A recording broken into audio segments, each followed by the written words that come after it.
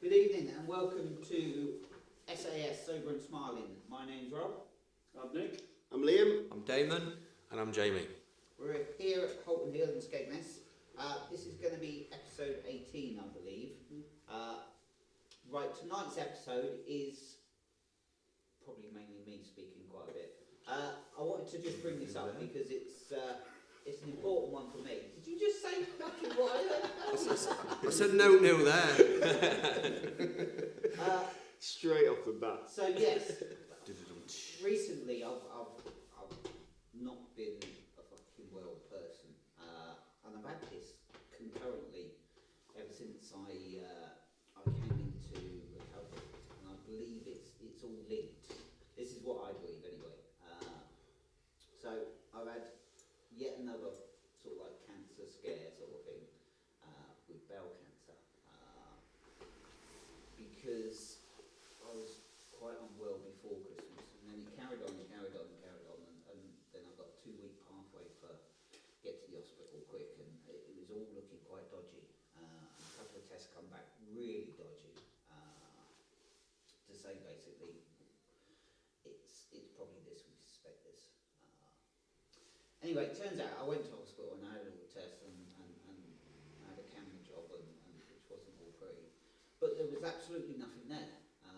And this has happened before, like 2 years ago. Get all the symptoms of being ill and quite ill, and nothing's there. Now, for me personally, knowing what my addiction is and what my addiction's like, addiction for me isn't anything to do with alcohol or drugs. That's just a byproduct of it. It's to do with basically a messed up mind, mental health really. And my mind, for me, is creating these problems. So I think it's due to stress, because for me, my addiction now turns into sort of like workaholic and stuff, because I need an outlet. Everybody needs an outlet for an addiction. So because you're an addict, it just doesn't go away. So you always have some sort of outlet, whether that's the gym or health or eating or whatever. Mine seems to be just workaholic. So I work a lot. And that stress basically causes me to have these symptoms that are real. But to explain that to a doctor, and I tried to explain that to the doctor when I got the all clear and stuff, basically just say nothing's there. And it's just like, well, what is it then? Can you tell me what's brought this on? And they basically can't. The symptoms are there, but the byproduct isn't. So I personally believe it's my addictive head that's doing it and pushing this stuff. And it's just how do you combat that? So how do I combat that? Because I've had a good chat with the doctor, the specialist at the hospital and stuff, and it's just like, well, mate, what do I do now? Because I can guarantee you, in a year's time, I'll get this again. I mean, it wasn't like fake symptoms; it was real symptoms. I lost 1.5 stone in 3 weeks. I was proper ill, and sort of like passing blood and everything. It was quite nasty. But there's nothing there, so it's just like, well, what do I do now? He sort of like said, well, you've got to go to the doctors. And I said, well, I can't go to the doctors because the doctors just want to give me a pill. So my doctor just, when this all started, he just wants to give me a box of diazepam.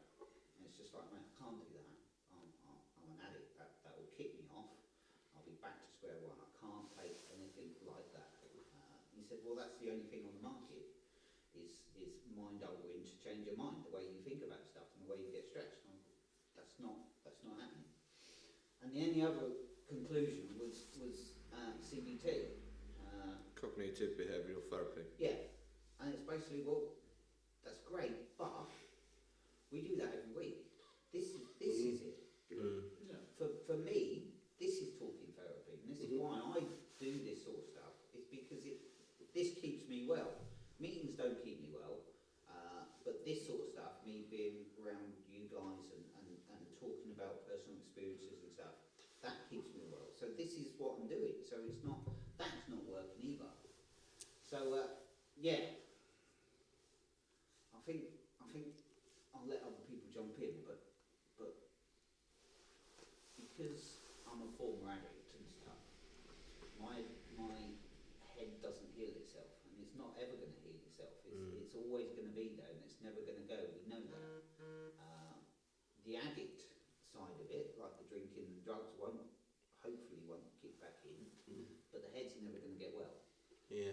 I think I have a pretty good grasp on my head, but when stress kicks in with work and stuff, this is what happens. I can't afford for this to keep happening. It's shit. No. I mean, in all fairness, you know what you just said. I mean, obviously, I've not experienced, that kind of form of illness. But when I do get poorly, and I've always been the same, I tend to get it a lot worse than everybody else. But I think it's my head, because my head goes into overdrive. If I feel really ill, then I start going into like a panic mode almost, and then I make myself iller than I really am. I mean, sometimes I can imagine an earache, and then I get one. Do you know what I mean? And it's real. But it's and like you say, it's my head and how my way of thinking is. So I do get that. Yeah, I mean, your brain is got to be the most powerful thing in the universe, in the world, whatever. It can do all sorts, and we only use like a tenth of our brain power and everything else. But it definitely can do this to you. 100%. And being an addict or a former addict, I think it then ramps it up. To give you the shit that like we say, I mean, my biggest problem when I was in active addiction, and I've looked back on this, and because I've understood it and understood my addictions and stuff, I know where my triggers always come from. My triggers were a bit like yours. My triggers always come from illness. Yeah. I don't like being ill. It puts my head in a bad place. And I can do that as well. I mean, before this, I can have severe migraines, and I've had weeks of migraines before. And there's no reason for it, apart from stress and an overactive brain. Yeah. Or an addict Yeah. brain. That's the problem, I think. Yeah. Is I've got to live with that somehow. Yeah. I don't know how, but I've got to live with that. I've got to live with the fact that my brain is just still working overtime, but not working overtime on a substance. It's now working overtime on whatever the fuck it wants to. I don't know. Yeah, but I mean, if you think about it, because when I get ill, I mean, I think some of it is because if I am generally poorly now, which luckily, I'm touch wood, I've not actually been too bad recently, but when I first come out of rehab, I was just seemed to be ill after ill. But it's almost like, if I don't feel very good and I want to go and lay on the settee, it's almost like it brings back old behaviours, because then my wife will see me laid on the settee, and then in my head I'm thinking she thinks I'm taking the piss, and that kind of sets me off. So although I am really ill, it kind of doesn't I don't feel settled, because I feel like she doesn't believe me that I'm poorly, and then that sits in my head. So I'm not really relaxing and recovering, because I feel like I shouldn't be there. I should be up doing something. So exactly what I was thinking. Yeah. Exactly what I was thinking. I think, Rob. We don't come out unscathed at all, do we? Oh, God, no. We've been through the mill and back. We've put our bodies through hell, and I don't think there's always going to be something that is going to be wrong with us, because we've put our bodies through hell. And that could be where when you get something and you get a fright of something like bad like that, especially it being colon cancer, you'd automatically think shit about how I've abused my body. Exactly that. That's probably why I said there's like an anxiety based around what you've done to your body. I mean, if it was a normal person that hasn't abused the body like we have, then maybe they might have that same kind of thinking. Oh yeah, I mean, I've obviously. I was drinking like 2 to 3 bottles of wine a day, red wine as well, which is more acid in fucking red wine and in the later years, sort of like a bottle of vodka as well, and the drugs and the pills on top of that. Yeah. So you'd think my stomach would be absolutely trashed. Yeah. Because of the amount of acid we put in ourselves as addicts is just unreal, and the amount of sugar as well. I mean, there's like a bag and a half of sugar in one bottle of wine. I didn't know that. So yes, you'd think it'd be trashed, and that's probably what, like you said, probably kicks it off. That's like the underlying issue, It's going to be fucked, isn't it? Yeah. it's it's about, not. yeah. That's the mental thing. Is they put this camera in and it's like I've got a colon like a fucking 20-year-old. It's perfect. Yeah. Is that what they actually said? Well, yeah. See, there's a thing where It's not quite the same size, but it's. My- I wouldn't expect 20-year-old. Wow. my head tells me today to go for a checkup Yeah. to the doctors, just a once over, like a fucking full MOT, right? But to be honest with you, I daren't. And I said it to Ellie. I said, I don't want to because I'm scared. Because I'm scared of what will come up. Yeah. You know, because I'm not going to come out of my addiction unscathed. I know I'm not. There'll be something wrong. But me, I don't really want to know about it. But maybe I should know about it. And I'm like that all the time. You know, so I totally get where you're coming from. Completely. But then that kind of comes down to kind of not being like honest with yourself, because if you feel like there's an underlying issue absolutely. there, then that might be the cause of a relapse. Well, I don't think there's no underlying issue there, and I haven't really got any problems. It's just me thinking maybe now I'm sober, maybe I should just go for a checkup, see if there's anything wrong. But it's like, if I do, will something come up? And You might lose your singing voice. one day. absolutely, Can't it? you know, It's also the thing of proverbial ignorance is bliss. but To be fair to you, Liam, I've actually been where you are, and I think for the first 18 months I didn't want to know, so I've these horrible thoughts that I go to the doctor, and one day I just sucked it up and went, I need to know. But there's nothing actually wrong with me at all. At the minute, touch wood. But it's your head telling you that. But it's maybe, so that's what I'm saying. I get where you're coming from. Well, yeah, completely get where you're coming You've got a form of obviously what I've got. Yeah. Because you're an addict as Yeah. well. It's your brain, isn't it? Yeah, Your brain's 100%. going. But do you know what I find as well? It's for me. I don't know if it'll work for you, because it's a personal thing. But little things like just taking a little time out and a bit of meditation. Do you know what I mean? You know, like in the days now, if I find something really stressing me out and blowing my head up, I'll just go and sit somewhere quiet for a minute or two, and just sit and just go, right, and just sit in silence. Well, And yeah. just calm myself down. You know, and 8 out of 10 times that works. I do that anyway. I mean, so in my early recovery was all about meditation. All about taking that time out, whether it be a proper meditation, with your legs crossed and the incense burning and all that. And I've done Time all out in that. a Dettel bath.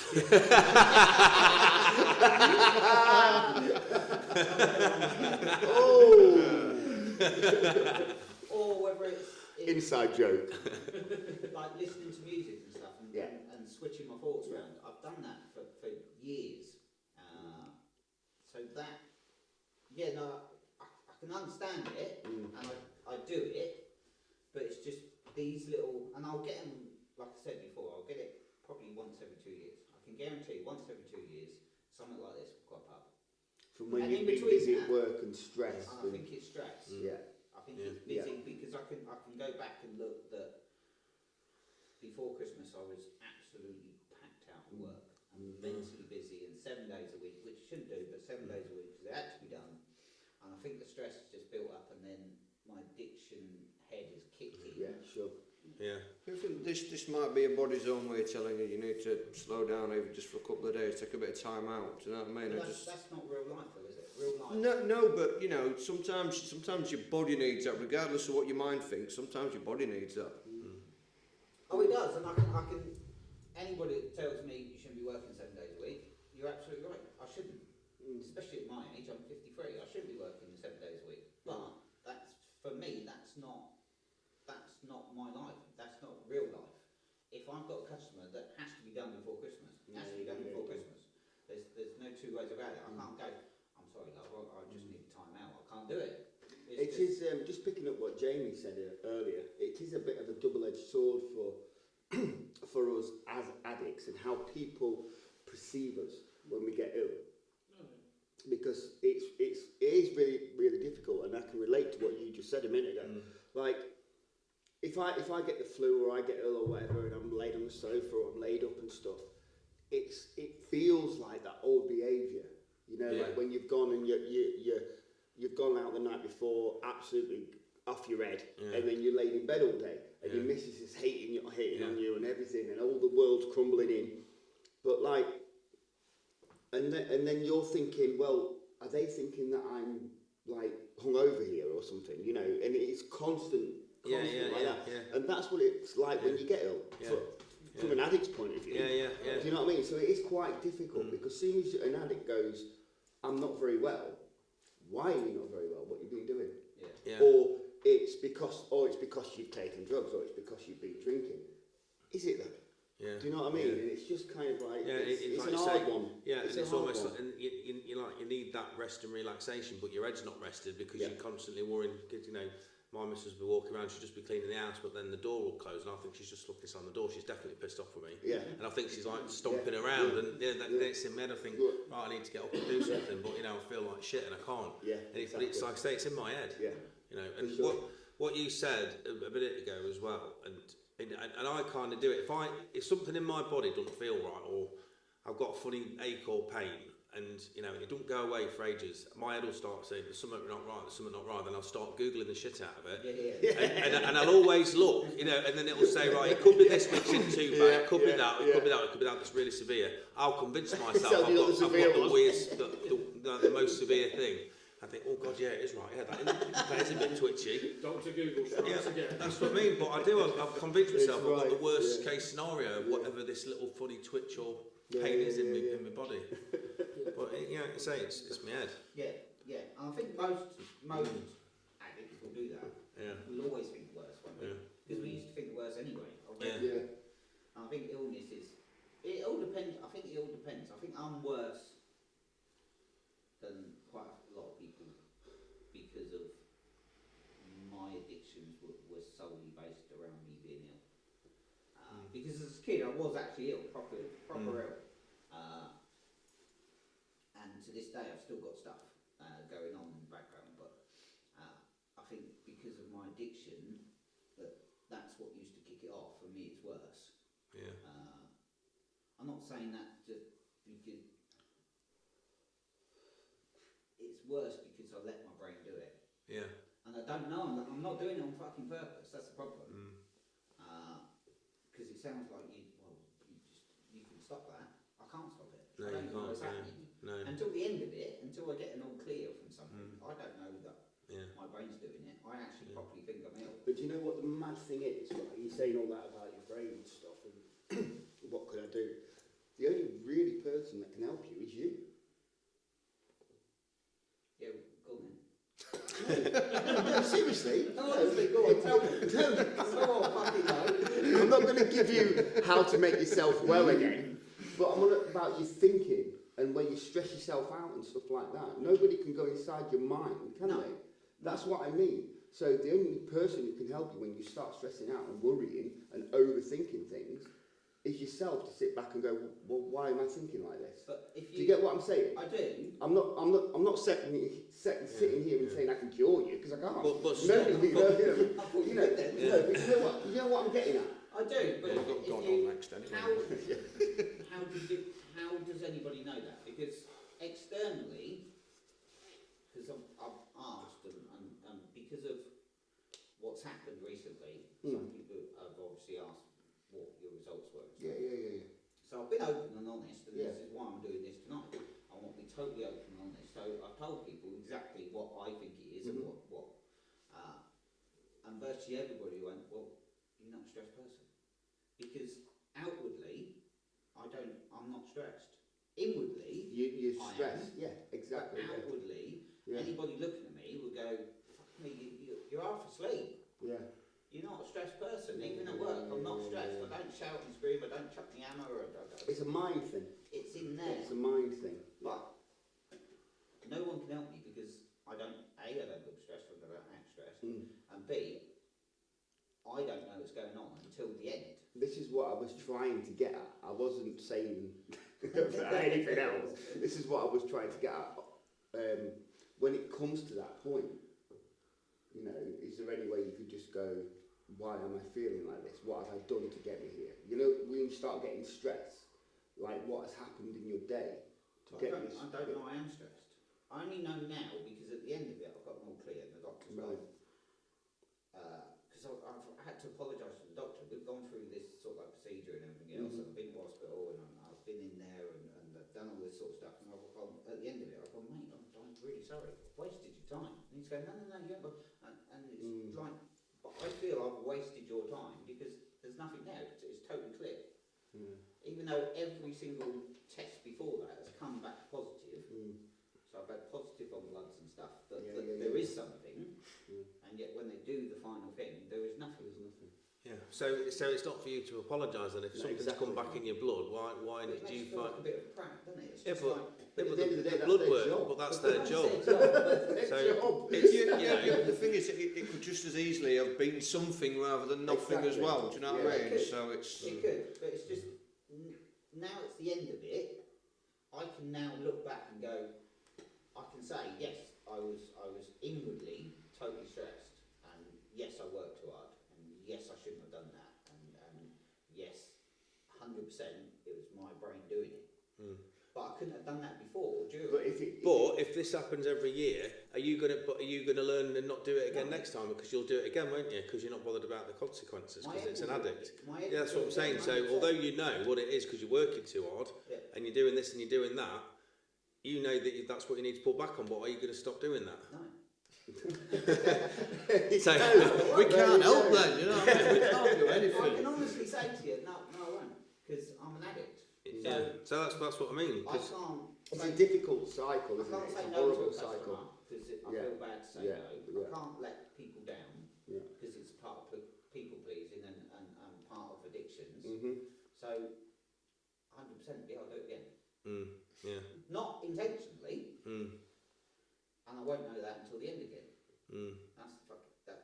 That's the issue. It's just like it is. But if this It's comes, another if head this, fuck. if this comes round again, will it be as much as a head fuck as it's been this time because you know what's coming? Yeah. Well, Do you get what I'm saying? This happened 2 years ago. Exactly the same thing happened 2 years ago. So I was put on 2 years ago. I was put on a 2-week pathway for bowel cancer and prostate cancer. It was like 3 of them all together. Yeah. Because all the tests were coming back like Yeah. 100%. You've probably got this. So 2 years ago we had exactly the same thing.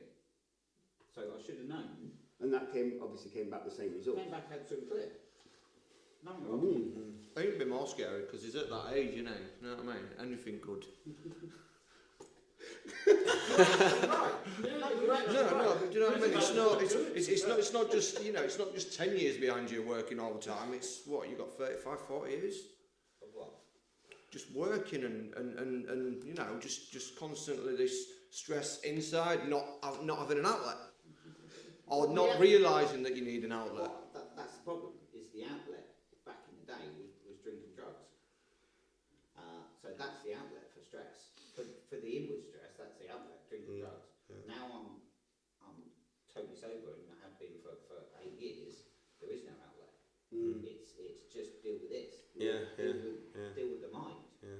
And dealing with the mind, as we know, is the hardest thing for recovery. So now the outlet's gone, the brain quietly, because it's not on purpose, because I'm pretty sorted in that way, is working overtime. Well, that's the main thing of recovery, isn't it? You just hit the nail on the head. Putting the drugs and the alcohol down is the easy part. Yeah. It's dealing with yourself in order so you don't pick up again. That is it in a nutshell. But yeah, that's we went back to. I'll go back to something you said that 100%. If you just ignore what I've just said for the past 20 minutes, if you're going to use drinks and drugs the amount we've done, no, you don't get away with it. No, eventually, you don't. Eventually, someone kicks you in the arse. You don't. And it does. There's always a fucking consequence. Yeah. So you'd like to tell your 20-year-old self or 30-year-old self, don't carry on because in 10, 15 years you're going to have stomach problems. You're going to have reflux problems. You're going to have all this sort of stuff, and you are. There's no two ways. But if you know, by the time I'm sort of like 80 years old and say I've got something seriously wrong with me caused by Well, no, like say I'm 80 years old, you know, which is only 30 years away, so 3 decades. But I'm serious though, right? Say obviously then there's like a time machine invented and I'm like completely ill and it's down to drink and drugs. If I could get in a time machine and go back and tell my 25-year-old self to say this is what's going to happen to you, it wouldn't have stopped me. It still wouldn't stop me. No, you wouldn't. No, yeah. It wouldn't stop me. Which is because you'd still be able to help me. I wouldn't want you to alter the timeline and keep me on my drugs. You know, that's the madness of this disease, isn't it? If I could go back and tell my 25-year-old self, if you keep doing that, this is what's going to happen to you. It wouldn't off, mate. Yeah. Exactly. If you get 80, you might join in. There's not long left, really, is there? If I was going on time to tell my 25-year-old self that, he'd turn around to me and go, that what you've come to tell me and not give me the winning fucking lottery number, you silly twat. That's exactly what I'd say to him. Yeah, I mean, I knew all throughout my drinking career, my taking pills, I knew through all throughout that, from the age of 19 or whatever, say 18, up until the day I stopped at whatever it was, 45, I knew that I was killing myself. But that didn't stop me. No. I knew one day I wouldn't wake up in the morning, Yeah. and I couldn't give a fuck because I needed to carry on at that point. So yeah, 100%. If somebody turned around and said, tomorrow you're going to die if you take enough drink, I would have quite happily just drunk. Yeah. To see what happens. Yeah. Yeah. I was drunk just because I was depressed. I was going to fucking die tomorrow. So I was, You had another fuck it. excuse. Yeah. Got another excuse. Yeah. I'm going to die tomorrow, so I may as well just keep going. Exactly. Yeah. It's totally crazy. Yeah. You're going to win the lottery tomorrow. Let's celebrate it. Yeah. But no, what you said though about stress, you know, I mean, my missus, because I think stress is inside me, but my missus always knows when I'm stressed because I get the shits. You know, I do. I end up getting the shits when I'm stressed. I've gone all through my talking about that. I ain't said shit once. And Well, We're going to have to put a PG on this podcast soon, Yeah, aren't stop we? being over 18. just being honest. I had diarrhea over New Year, to be fair. I actually did. Can I chuck a question out? Yeah, go. Right. No, I'll explain it a bit. This might just be me. Now, luckily, as far as illness-wise, through my recovery, I've not been too bad. Like I said, I've finally got the thing up to after 18 months ago and get a check, and now I do it every year. But the one thing I do that I think that has affected me, as far as health-wise, is I used to have a very good immune system. And now I think because of the year's drink, it's been shocked. Because ever since I've sort of been in recovery and that, stuff like just colds and flus and stuff like that, real little things, actually affect me. And I'm like, when I actually get one, I feel it. Do you know it's what? really weird, because in the past, I've powered through everything. I've worked like 12-hour shifts with absolute bruised ribs, everything, and it's not bothered me. But now, the littlest bugs I get, bang, they hit me like a ton of bricks. that's because alcohol fueled you. I was I just know, about to say that.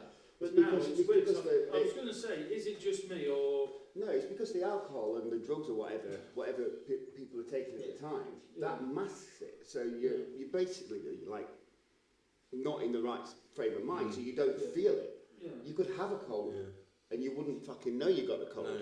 You know, I didn't know I used to got a cold because my nose was always fucking blocked. Exactly. And it was Do you know wrong. what I mean? That's why you drink fucking. You know. I used to drink whatever, but you drink whiskey when you got fucking toothache. Oh, yeah. Because it Hot sort of toddy. numbs the pain, doesn't it? Numbs It's the too pain. late for whiskey. It numbs Hot toddy. the pain. It numbs the pain, and then when you haven't got that numbness, you feel it. Because you have to live with it. You have to live with it. Don't you? You Yeah. have Yeah, to sit with through it, that yeah. fucking Exactly. pain. Yeah. And that's the hardest thing Yep. for me, is to sit through an illness. Yeah. Because it's again, that used to trigger me, illnesses. Yeah. But to actually sit through physical pain Yeah.